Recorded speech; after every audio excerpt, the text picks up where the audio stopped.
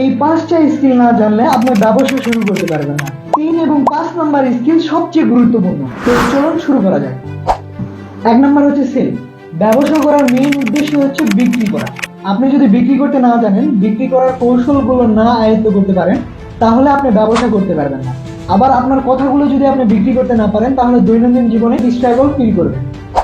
2 number হচ্ছে management. আপনার দৈনন্দিন কাজ, অর্থ, সময় এবং আপনার কর্মীদের দক্ষভাবে পরিচালনা করতে না পারলে ব্যবসা আপনার জন্য না।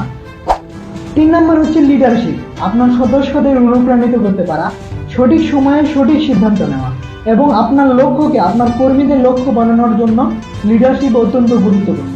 আপনার যদি এই গুণগুলো না থাকে, তাহলে ব্যবসা আপনার জন্য না।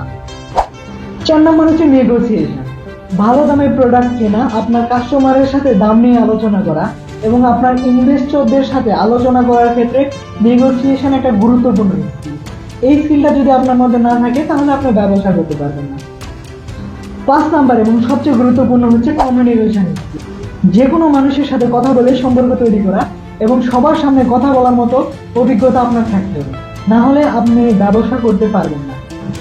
আজকে যে স্কিলগুলোর কথা বললাম, এগুলো কোনো জন্মগত স্কিল না, এগুলো চেষ্টা করলে আপনি আয়ত্ত করতে পারবেন। আপনি যদি ব্যবসা শুরু করতে চান, তাহলে এই স্কিলগুলো খুব তাড়াতাড়ি আয়ত্ত করার চেষ্টা করেন। আজকের জন্য এই পর্যন্তই। দেখা হচ্ছে পরবর্তী কোনো ভিডিওতে। আল্লাহ হাফেজ।